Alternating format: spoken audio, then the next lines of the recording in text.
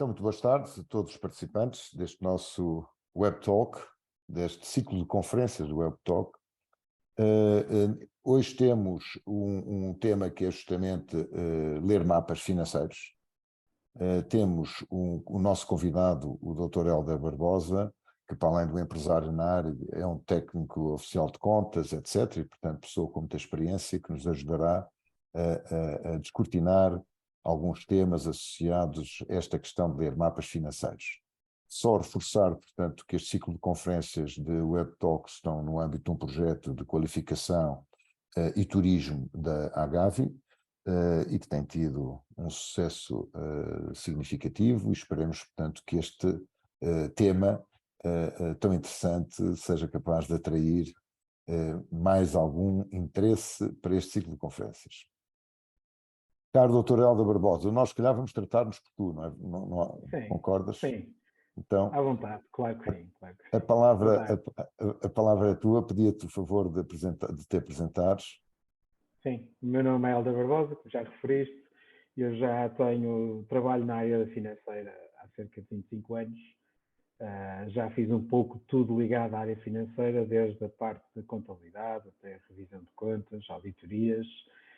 Passei recentemente pela gestão de um grupo internacional e agora estou num projeto próprio ligado à área de consultoria de gestão e contabilidade, portanto, onde exerço uma função neste momento, junto de perto de 120 empresas de apoio, não só na área da contabilidade, mas depois também fiscalidade, gestão, um pouco de tudo aquilo que o empresário, na verdade, possa precisar, tendo em conta a experiência que já tenho em vários setores, desde o industrial até automóvel e, portanto, com alguma experiência na parte de gestão, a visão um bocadinho extra-contabilística e extra-financeira ajuda um pouco basicamente a apoiar os nossos clientes e a desenvolver o nosso negócio nesta fase. Sim, senhor, excelente. Então, como cabe a mim o papel de animador, e por um lado, mas por outro lado também como utilizador diário, regular, assíduo, justamente de mapas financeiros, eu vou colocar algumas questões, leia-se também algumas provocações, que espero que ajudem os participantes a esclarecer pontos que tão relevantes como este tema nos suscita. A primeira seria a informação, para além de rigorosa e de, digamos, tecnicamente correta, é tanto mais importante quanto oportuna, não é? E, portanto, eu lançava como primeiro ponto esta questão da oportunidade de informação e, sobretudo, a oportunidade dos mapas financeiros das empresas, do ponto de vista das empresas e, até diria, do ponto de vista das empresas enquanto destinatárias da sua própria informação, mas também as empresas enquanto colocadas no mercado. E esta segunda parte, depois, se calhar, eu desenvolvia de novo a pergunta, mas a oportunidade das mesmas, a oportunidade da informação. Isso tem sido um fator bastante relevante, principalmente ultimamente, nos últimos anos, em que temos sentido vários fatores externos, não é? A questão da pandemia, a questão agora da inflação, tudo isto tem, de alguma forma, implicado alguma readaptação dos negócios e alguma reação, alguma capacidade de reação a estas intempéries que têm acontecido. E, obviamente, a informação financeira como apoio à gestão e os mapas produzidos pela contabilidade mapas de controle de gestão, não é? Portanto, adicionais que nos permitem obter indicadores. Toda essa informação é muito importante que seja, na verdade, hoje, cada vez mais, seja disponibilizada o mais rapidamente possível. E, portanto, isso obriga a um trabalho cada vez mais dedicado, e isto dedicado a ambas as partes, não tem que ser só o prestador de serviço, ou, claro, no caso, se for o responsável interno, mas também do próprio negócio ter processos e procedimentos que ajudem a que essa informação seja disponibilizada. E ultimamente tem sido algo que realmente tem-se trabalhado muito, sente-se cada vez mais a preocupação em obter informação. E eu acho que nas conversas que tenho tido com muitos empresários, a verdade é que se há coisa que este tumulto dos últimos anos trouxe, seja já há 10 anos atrás com a questão da banca, não é?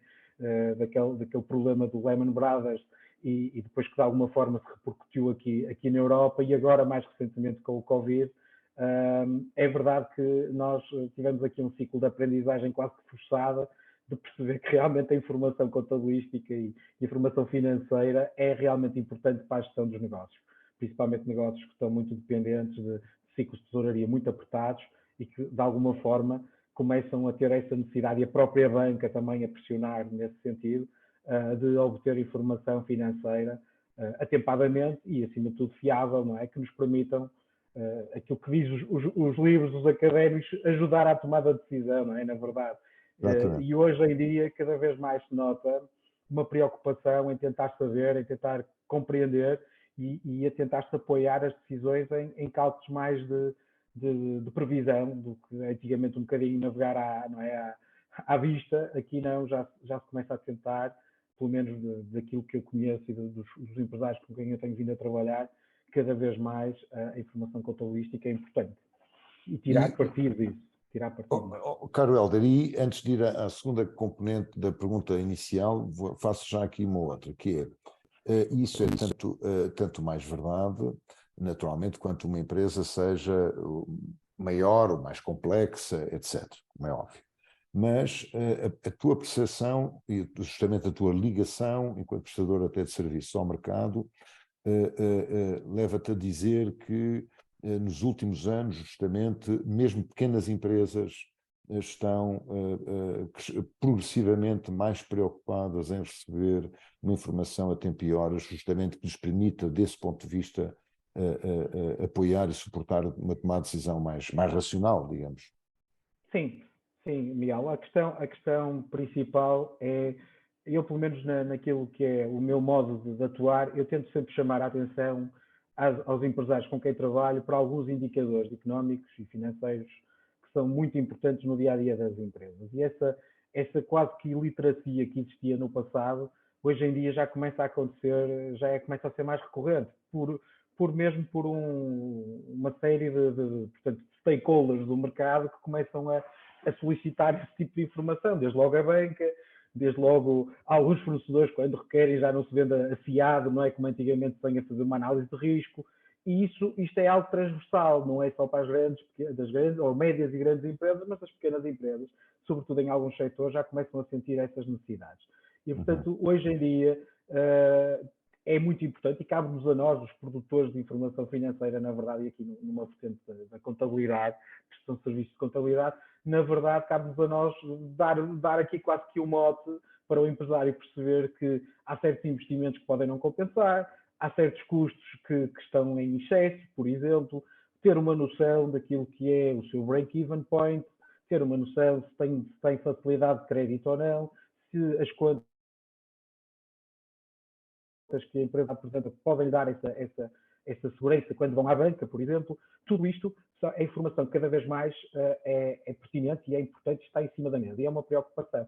Pelo menos eu tenho sentido, não só da minha parte enquanto prestador, lá está, em tentar acrescentar esse valor e essa segurança, mas sobretudo tentar que as pessoas, ou melhor, perceber que as pessoas realmente cada vez mais, os empresários têm esta necessidade e percebem isso.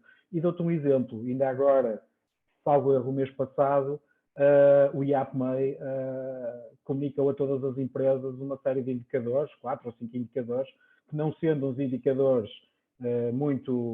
são os principais, não sendo, digo eu, muito detalhados, mas são os principais, com base em informação que já têm disponível da IES e da informação anual das contas, conseguiram já, desde já, apresentar alguns indicadores que os empresários, alguns deles já olharam 2 vezes para aquilo alto, porque há aqui um organismo que também já está a fazer aqui algum tipo de espécie de supervisão e até deram assim uma ideia do que está dentro da média, se é razoável, se é bom, se é mau. E, portanto, só por aí já se nota também um esforço, não só, lá está, privado, mas também da parte pública, a conseguir dar aqui um bocado mais de literacia financeira, porque efetivamente, e infelizmente aqui em Portugal, o que percebo é que é efetivamente uma pecha que nós temos na área financeira.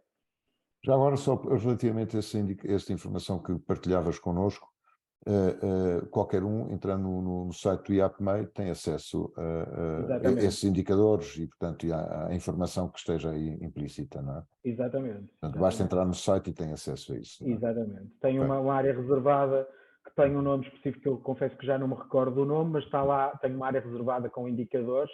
São Uhum. indicadores, como eu digo, muito generalistas, chamemos-lhe Uhum. assim, mas que de alguma forma já dão um primeiro mote de preocupação ou de tentar saber porque é que nós estamos abaixo, ou podemos melhorar, ou podemos fazer algo diferente e Ok. preocupar efetivamente em reagir a essa informação também.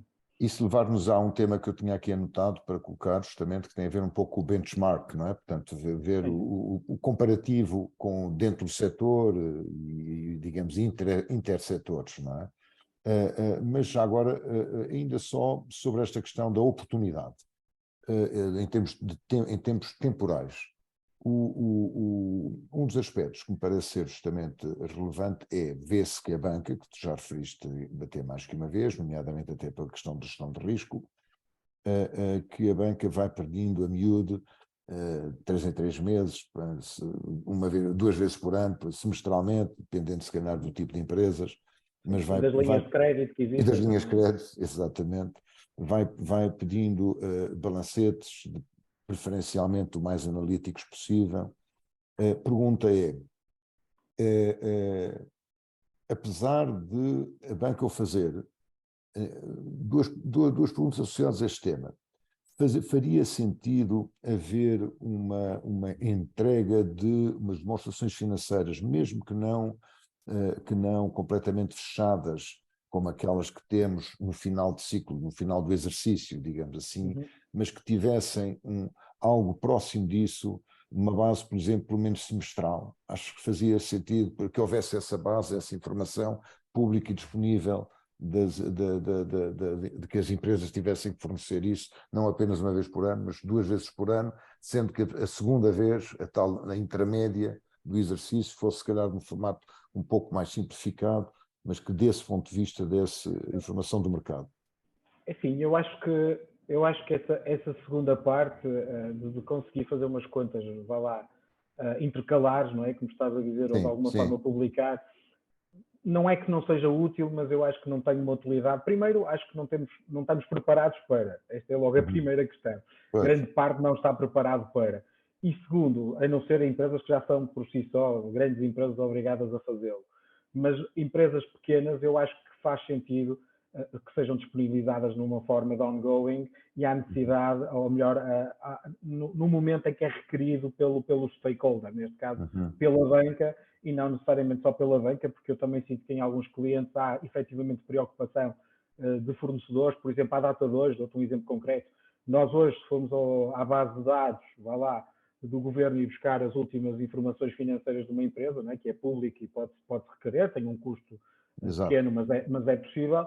As últimas contas que temos hoje são de 2021, portanto são contas já Exatamente. muito, muito Era aí que eu queria depois desatualizadas. chegar, claro. Pronto, exatamente. E, portanto, faria sentido, de alguma forma, se eu estou neste momento a avaliar um crédito, um risco, não é?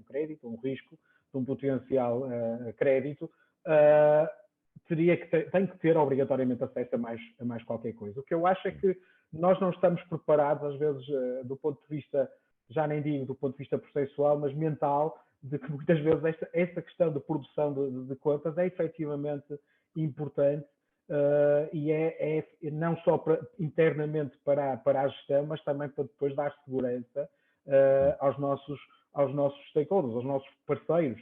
E, portanto, eu não diria que seria a resposta muito, muito objetiva à tua pergunta. Acho que não seria uma questão de publicar que ia resolver a situação em parte, ou pelo menos acho que o custo de contexto de o fazer era capaz de ser elevado, mas do ponto de vista de utilidade iria depender do tipo de empresas. E eu acho que aqui Uhum. falta talvez alguma segmentação e, Uhum. sobretudo, segmentação por empresas e talvez, deixo aqui um mote, talvez essa segmentação também ajudasse de alguma forma dar um rating às próprias empresas e dizer assim, ok, se tu tens, sei lá, uma autonomia financeira de 30% acima, não precisas de publicar, mas tens uma autonomia financeira de 10 ou 5%, às tantas mandam as boas práticas que essas contas sejam mais acompanhadas de perto e de alguma forma sejam supervisionadas, digamos assim, pelos, Uhum. pelos stakeholders que têm interesse na empresa, não é? E, portanto, poderia ir por aí, mas numa fase já, acho que provavelmente não é que não tenham o seu valor, mas não iam acrescentar grande coisa. Na minha opinião, ok? Tirando casos mesmo específicos, como a banca, não é? E a banca aí agora... já o faz, não é? Não faz de uma forma formal, ou digamos, não é algo que eu tenha, não há aqui um evento semestral para o fazer, mas há quase que uma obrigação, já diria trimestral ou semestral, de apresentar contas à banca, dependendo, lá está, do grau de envolvimento e do grau e do risco, o próprio risco interno que o banco atribui à empresa, não é?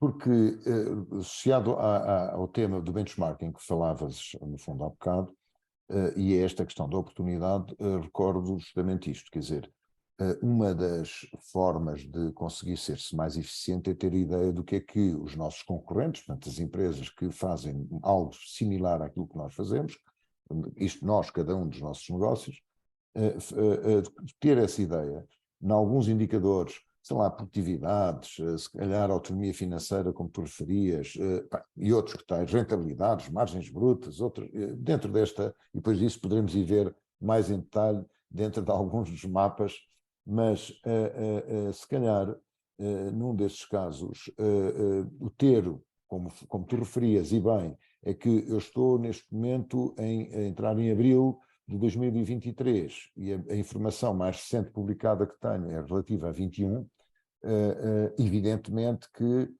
não é que não seja relevante, já me dá um indicador, mas quer dizer, sobretudo nos contextos de volatilidade que temos vivido nos últimos anos, não é? 2020 de uma maneira, 2020 já de outra, 22 ainda de outra, 19 foi ainda uma outra coisa, quer dizer, foram todos anos tão diferentes que termos uma referência do que é que está a acontecer no setor, temos uma referência naqueles indicadores mais relevantes, naturalmente para uns setores, uns mais relevantes que outros,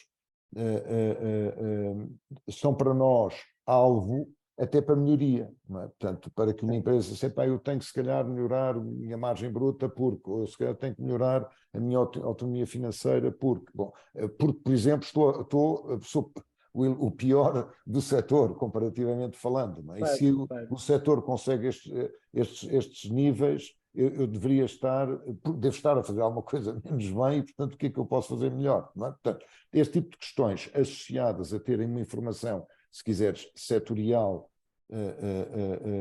ajudaria seguramente a melhorar a eficiência na gestão das pequenas empresas, e aqui neste caso é válido para as grandes. Claro que as grandes têm outras formas de obter, sobretudo as cotadas, já agora. Não é? Tem e essas até marcam o ritmo do mercado. Que é marcam o ritmo do mercado. Não é?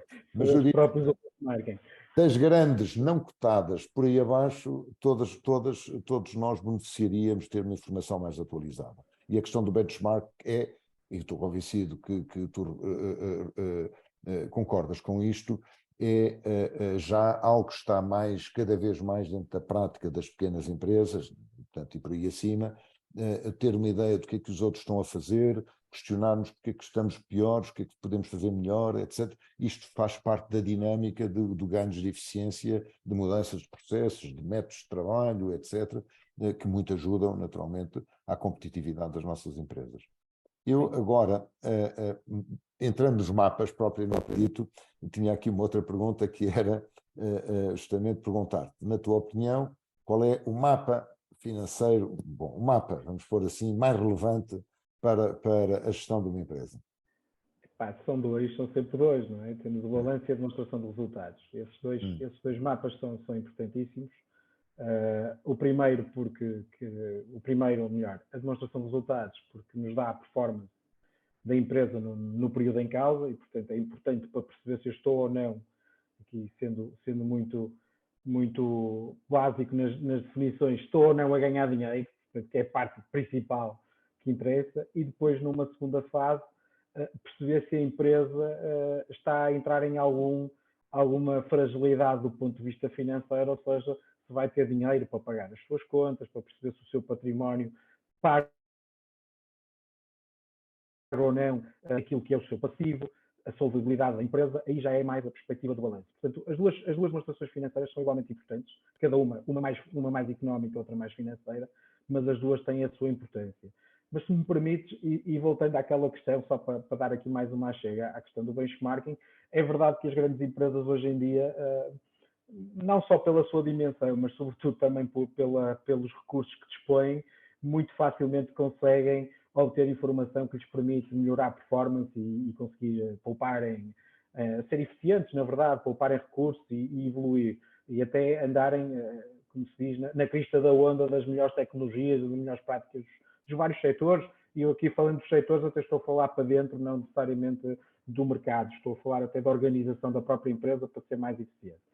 E, portanto, essas sim têm alguma facilidade. O que me preocupa-me a mim, mas do ponto de vista mais, lá está, estratégico e a longo prazo, é efetivamente conseguir, e eu tenho tentado trabalhar na minha vida profissional nesse sentido, conseguir alertar efetivamente aquilo que são os empreendedores, os empresários, que têm aquela capacidade efetivamente de construir o seu negócio, correr riscos e realmente até a resiliência que é conhecida daqui dos portugueses, mas depois têm a meu ver, continuamos a estar muito, muito mal do ponto de vista de nos apoiarmos em informação financeira que nos ajudam à tomada de decisão. E aí é verdade que o INE, por exemplo, o Instituto Nacional de Estatística, já tem publicado e publica regularmente informação do benchmarking de um determinado CAI, portanto, de vários CAIs, portanto, cada CAI tem esse benchmark, mas é verdade que poucas ou nenhumas empresas olham para isso e poucas ou nenhumas empresas querem sequer perceber para que é que isso serve, qual é a utilidade mais-valia para a gestão, não é?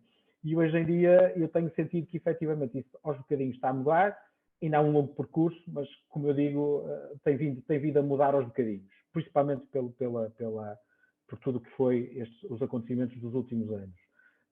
Hoje em dia, e voltando aqui agora à pergunta que me fizeste da questão das demonstrações financeiras que são mais importantes,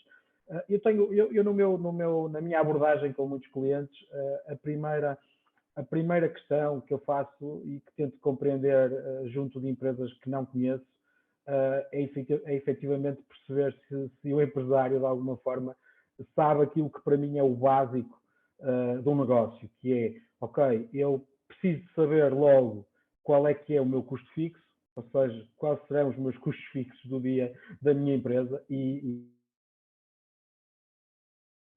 vá que seja dita, 90% dos empresários não o sabe. Portanto, eu estou a falar aqui no grau de pequenas empresas, e algumas médias às vezes. Nós não temos consciência de quanto é que é o custo de uma estrutura mensal. E isso de vez em quando tem impacto, de vez em quando, não, muitas vezes tem impacto depois naquilo que é a gestão do dia a dia. O segundo indicador que eu normalmente pergunto aos meus parceiros ou potenciais clientes, eventualmente, e clientes existentes, é ok, mas qual é a margem que vocês normalmente fazem, a tal margem bruta do negócio, seja aqui um bocadinho mais direcionado para uma venda de um produto ou de uma mercadoria, ou então venda de hora de serviço, não é? Porque está em prestação de serviços. Qual é a margem? Vocês faturam ao dobro, ao triplo, margem sobre preço de venda ou margem sobre preço de custo, que faz toda a diferença. E continuo também a achar aí um ponto que as pessoas às vezes não têm ou têm uma percepção errada. E depois, obviamente, com estes dois números, conseguir perceber qual é o meu break-even de vendas. E, portanto, com que vendas é que eu tenho que fazer mensais, com a minha margem de X, preço de venda ou preço de custo, que me vão pagar os meus custos. E, portanto, com estes três indicadores, que são tão simples, na verdade, e deveriam ser fáceis de serem calculados, rapidamente eu consigo ter o controle do meu negócio e não preciso ser um supra-sumo financeiro, nem um diretor financeiro, nem ter background. Eu só preciso é de saber bem estes números. E verdade é que grande parte dos empresários com que eu trabalho não tem este número muito presente. É verdade também que as coisas vão mudando, mas a parte da mudança faz parte da gestão e, portanto, a gestão também tem que ser adaptada. E tendo em conta que eu faturo, sei lá, se a minha margem é 50% de preço de venda, se eu faturo 100, ganho 50, a minha estrutura tem que custar 50 ou menos, aliás, não é? Para ganhar dinheiro. E, portanto, há muitos empresários que não conseguem perceber ou não têm essa não é perceber, às vezes não têm elementos para o perceber ou nunca tiveram essa ajuda para tentar perceber qual é que efetivamente é, por exemplo, o break-even. E só por aí já vamos fazer a diferença entre aquele que sabe gerir e o que não sabe gerir. Ou pelo menos aquele que tem minimamente a preocupação de pôr as coisas a dar, a ser rentáveis, porque ninguém constitui uma empresa para não dar dinheiro, não é? Ela tem que pagar contas. E se os custos aumentarem, os rendimentos também têm que aumentar. É um bocado por essa via. E essa informação nós conseguimos, grosso modo, retirá-la num primeiro momento da demonstração de resultados. Portanto, eu consigo, com base no histórico, fazer uma análise e consigo, de alguma forma, logo num primeiro momento, fazer uma ou duas contas que me permitem obter alguma informação de gestão que me vai ajudar a perceber qual é o meu ponto de break-even. Obviamente, depois cada setor e cada negócio tem as suas especificidades. Uma coisa é vender produtos, outra coisa é prestar serviços, outra coisa é fazer os dois ao mesmo tempo, que também acontece. E, portanto, isso terá que ser depois analisado. Mas, num primeiro momento, eu tenho ali uma informação que está logo disponível e que dá logo para fazer aquela primeira conta que depois terá que ser testada ao longo da existência da empresa. E, portanto, todos os anos são diferentes. A tal questão que tu falavas e bem, que tem estado aqui um ambiente de extrema mudança, não é? Tivemos um 19 fantástico, um 20 que foi uma tristeza, o 21 já foi um arranque, o 22 foi muito bom, mas agora acabou mal com esta sombra da inflação. Não sei o que é que isto vai dar, portanto, mais uma vez, é importante que eu esteja em cima deste assunto, depois estar sempre a recalcular, na verdade, aquilo que é o meu ponto de referência para perceber. Chegar ao fim do mês e dizer assim, porque se eu for um empresário que sei que o meu break-even point são com 50 mil euros de faturação mensal, ou 20, ou 10, ou 5, o que for, eu rapidamente não preciso estar à espera do contabilista para perceber se estou a ganhar dinheiro ou não. Não é? Porque eu rapidamente olho para as minhas vendas e digo assim, ok, eu vendi 100 mil, ganhei 50%, são 50 mil. A minha estrutura de custos são 40, olha, este mês ganhei 10. Uhum. É isso que eu preciso saber. E muitas das vezes esse trabalho, ou grande parte das vezes, não é feito e estamos aqui um bocado à espera que o contabilista ajude, que pode ajudar e há de ajudar e trazer valor, quanto mais não seja para readaptar esse valor a uma nova realidade, esse break-even point e essa necessidade de faturar mais, ou até poder ser mais eficiente e faturar menos, ou melhor, faturar menos no sentido de que o break-even é numa faturação mais baixa, isso sim é algo que é acrescentar valor e não é apresentar só contas de impostos e divas e coisas para pagar. Esta é a parte que efetivamente ainda temos um longo caminho para fazer e que hoje em dia se tem trabalhado, tanto quanto eu sei, não falo só por mim, falo de outras pessoas que conheço no setor, que têm trabalhado muito nessa área. Depois, numa segunda fase, temos o balanço, que na prática dá-nos algumas informações importantes. Desde logo, se as minhas dívidas de clientes estão a crescer ou se estão a diminuir, se eu estou a ter cada vez mais dívida junto da banca ou junto de fornecedores, como é que se compõe tudo aquilo que é os meus deves e haveres, não é? O que é os meus bens, as minhas responsabilidades e os meus direitos e todas as obrigações por ali fora. E, portanto, isto também nos ajuda depois a compor um bocadinho a visão da empresa e como é que ela está organizada e se no curto prazo é solvente, não é? E se tem capacidade, face ao histórico, de efetivamente, a questão que falávamos há um bocado da autonomia financeira, que é um dos indicadores importantes na qualidade da gestão da empresa, também perceber se há essa preocupação e se efetivamente houver uma variação grande, perceber porque é que essa variação aconteceu. Se foi crescimento do negócio, se foram fatores de mercado, se foram, não sei, quebra do setor em concreto, ou uma reorganização da própria empresa, tudo há depois aí digamos, uma prosa, uma justificação do empresário ou do gestor para essa necessidade. E portanto, acho que esta informação que vos disse, estas duas demonstrações em conjunto com um bocado de análise crítica, podem acrescentar muito valor sem ir ainda a grande detalhe, não é? Depois aí começamos a ter o bichinho de querer saber mais. Eu ia entrar aqui agora numa outra dimensão que é somar no mundo anglo-saxónico, obviamente que estas duas demonstrações financeiras são importantes, mas há um terceiro que é muito relevante, que é dos cash flows.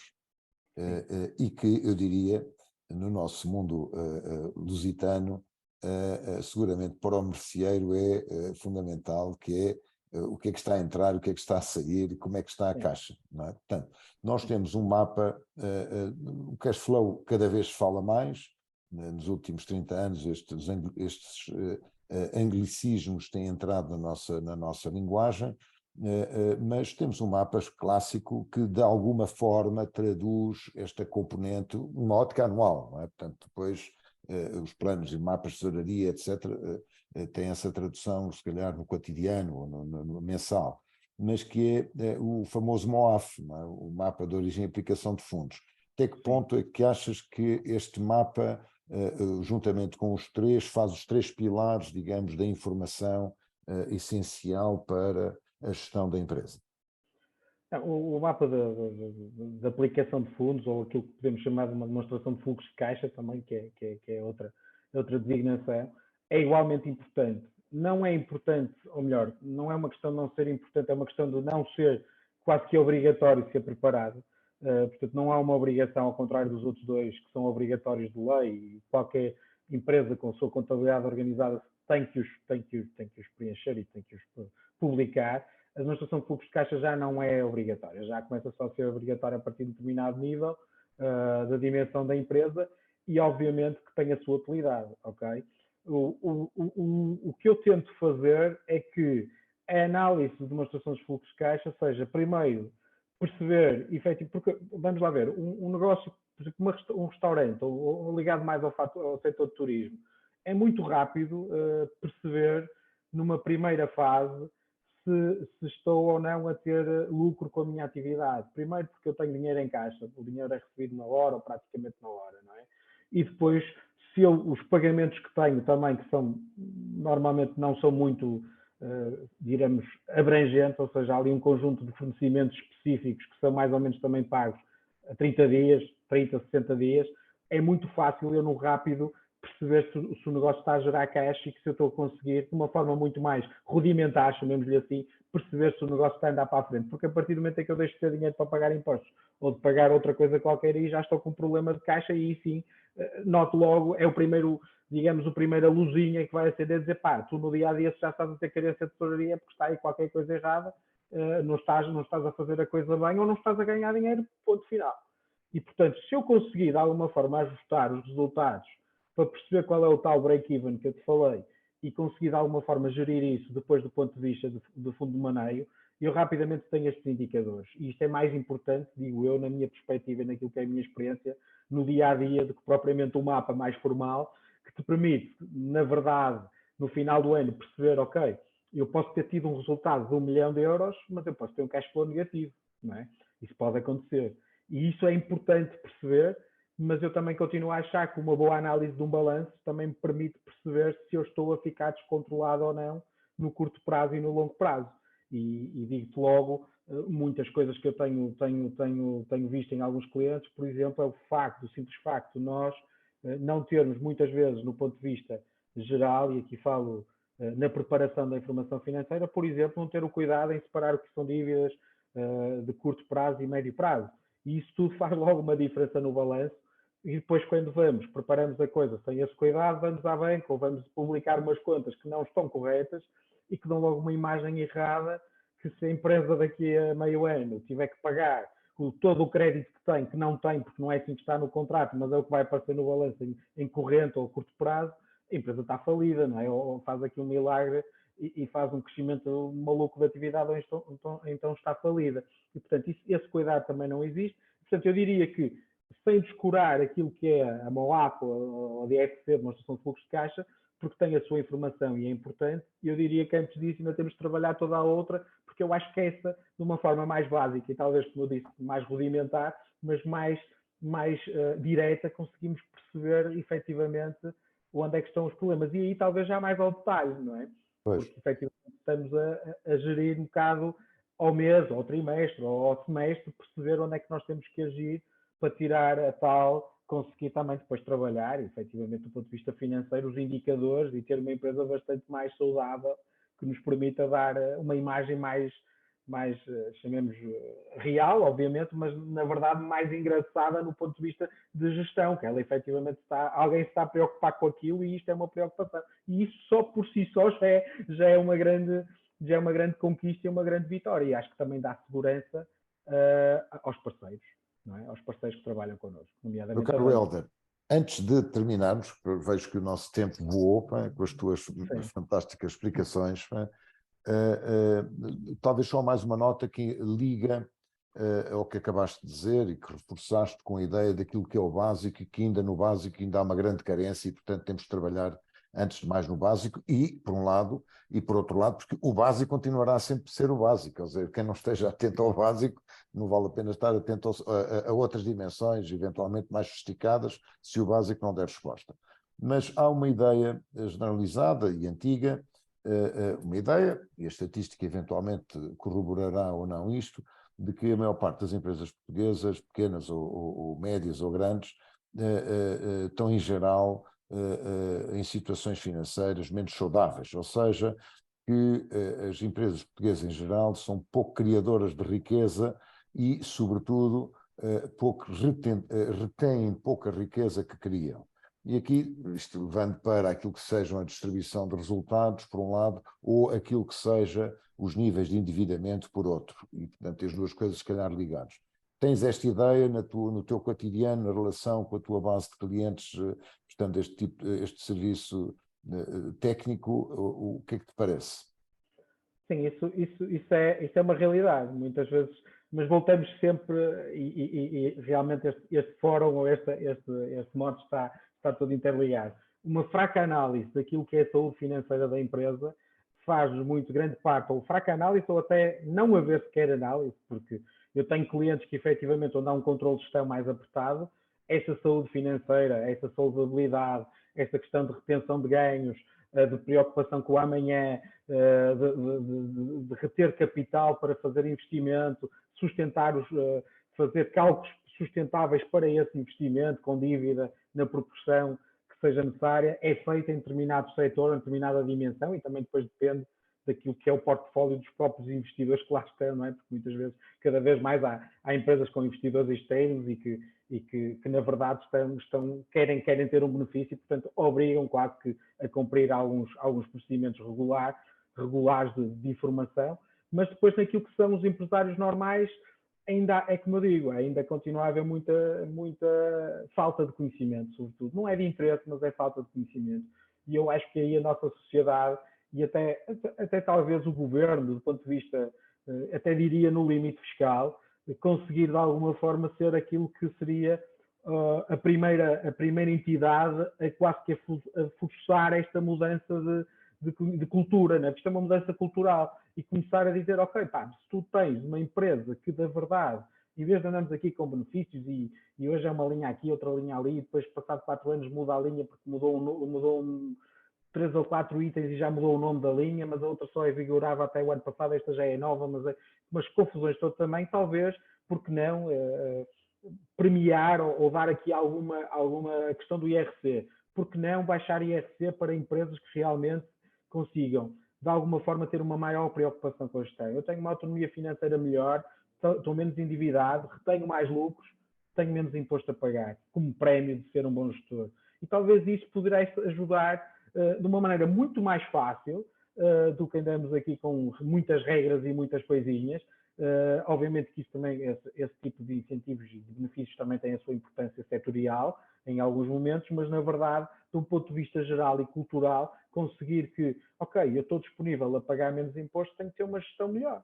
Então vou tentar ser melhor gestor, vou tentar perceber onde é que eu posso realmente ter uma empresa bem mais sustentável. E aí sim, numa segunda fase, já provavelmente eu estaria a forçar o meu empresário, ou o meu cliente neste caso, o empresário a não tomar decisões às vezes precipitadas de pá, vou completamente estragar a empresa porque eu não quero pagar impostos, por exemplo. Não é? Que isto é um comum, é quase que aquele senso comum que efetivamente às vezes por não querer pagar impostos cometemos completamente erros de gestão desnecessários e que colocam em causa muitas vezes a própria sobrevivência da empresa a curto prazo até. E, portanto, só porque eu naquele ano até tive um bom ano, mas nem quero pagar impostos. E, portanto, isso faz toda a diferença. E quem sabe, por aí conseguimos mudar talvez a cultura, não é? Que também está a fazer falta. Excelente sugestão, acho que foi um bom final. Meu caro Hélder Obrigado. Barbosa, pá, foi um gosto ouvir-te e muito obrigado pela tua participação. E votos para que todos aqueles que nos venham a ouvir, mas especialmente os que te venham a ouvir neste web talk, tenham retirado algumas indicações concretas para o seu cotidiano como gestores e como empresários. Um abraço para ti, até breve. Obrigado. E assim terminávamos este nosso web talk. Obrigado, Helder. Deus, obrigado.